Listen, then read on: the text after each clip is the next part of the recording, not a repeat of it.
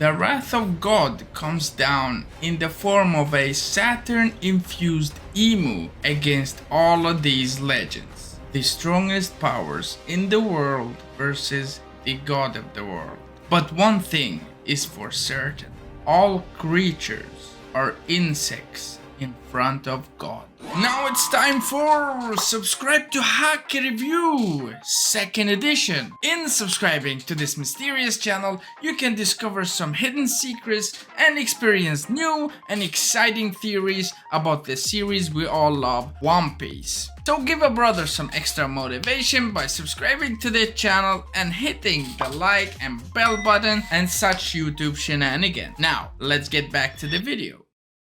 So, we start the chapter with kind of a bummer. Last chapter ended off with a groundbreaking 3v1 panel where you feel like the fight is going to begin. The three of Rocks, Whitebeard and Kaido versus Emu. But no, this chapter kind of butchers that and for some reason shows Emu attacking a bunch of fodder marines and pirates instead. I guess Oda wanted to showcase the viciousness and ferocity of Emu, but then again he could have showed that against Rocks and them. And speaking of Rocks, he seems to be all alone against Emu. It looks like nobody is there with him until everybody arrives, and we'll get to that. But I don't know if he just wanted to highlight Rocks in that specific panel, or he just forgot about Whitebeard and Kaido. Rocks and Emu exchange one attack before the off-screen kicks in, and clearly, from the beginning of the chapter, you notice that Oda is getting rushed. Either he's getting rushed by the editors, or Shueisha, or whatever, the magazine, or he is rushing from this backstory to finally get back to the Straw Hats. I mean, this fight has been hyped up for weeks, even months now, since the beginning of the God Valley flashback. Rocks said that he will be back. They will have a scuffle, but we only see them exchange one attack against each other. It's either Oda could not be bothered to draw this fight and just left it to the anime, or he didn't want to show Emu's fighting techniques and his fighting style. But damn, I would have loved to see more. In the midst of all of this, we get the revelation of how Shanks got into the treasure chest that Roger found him in. Gone are all the theories about it being Garp or Roger himself or whatever.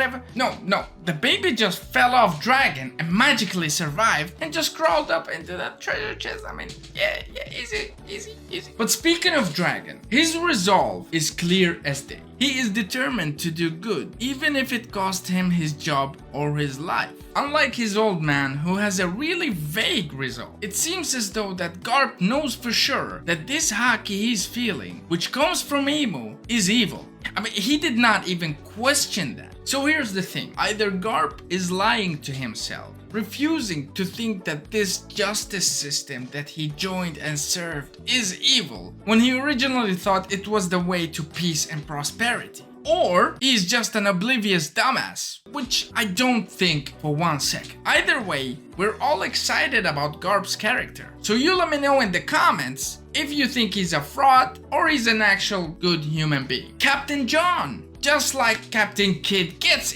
way in over his head and gets one shot by Mr. Five's previous devil fruit user. Mr. freaking Five. I would have said like father like son, but it's not confirmed. I guess the only thing that is confirmed is that the wielder of this devil fruit will always turn out to be trash. But I really had high hopes for John. Oh well, mid is going to be mid. Then we cut to the best and worst part of the chapter. Everyone is teaming up against Emu. Oda dropped the craziest and the most jaw-dropping attack in the entire series. The 6 characters that are presumably the strongest characters in the series doing a combined attack. You got the Galaxy Impact, you got the Ikoku, the Divine Departure, Kamusari. Y'all know about the Kamusari, you know? The Borrow Breath, the Hakuwa, the Pandemonium. I mean, everybody's going all out. Really? Even the page got scared of this shit. But all of that, all of the determination to take this bad bitch out, all of the Conqueror's haki, all of the devil fruit powers, all of the sword techniques, and the Emu just regenerates like that? Hold up, what are we doing here?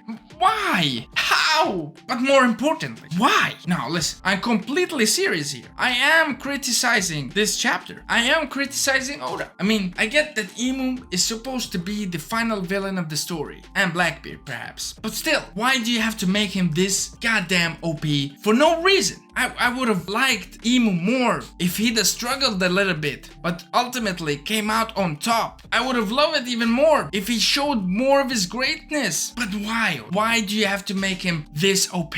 Or is it just the regeneration power? Because we all know that making your main villain this OP hurts the series more than it helps it. We have seen it with Madara and Naruto, you watch in Bleach, and All for One in My Hero Academia. Why do we have to make the same mistake again? Did you not learn your lesson with Kaido? And listen, I'm not writing the story. Oda is a god among men in terms of story writing, right? But he still makes mistakes. So I gotta call him out on that. That's just how I feel. And fun fact, even Oda said that he made Kaido too OP. So yeah. Oh, and guess what? After the whole attack that Imo regenerated from, he seemed to be a little bit scared and had to resort to cheap tricks. Yep, he had to go after Rox's family. And when Rox tries to stop him, he gets Domi Reversi. This fast. This fast? All of this in one chapter? I mean, listen, I was one of the ones predicting that Rox would get Domi Reversi. I'm excited for that. I'm not saying that this is a bad concept. The thing that is bad for me is that it happened all in one chapter.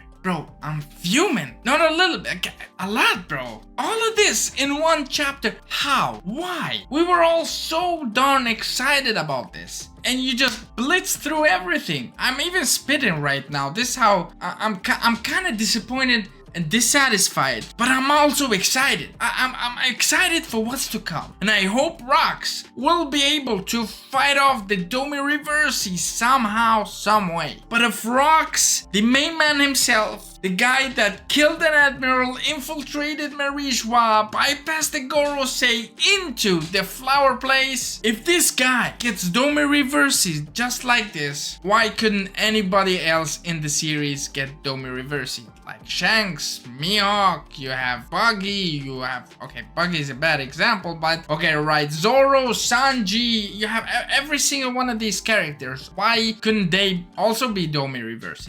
And the biggest question I still have, and that is yet to be explained, is why the hell Imu did not use this technique on Saturn in Egghead Island. You let me know your thoughts in the comments below. Smash that like and subscribe button, and I hope you guys enjoyed. I'm quite frustrated, but I also enjoyed the chapter with Captain John being this trash of a character. The earlier portions of the fight was also good, like everything is incredibly drawn, but some stuff did not make sense in my opinion. I hope you guys enjoyed, and I'll see you guys next time. Peace.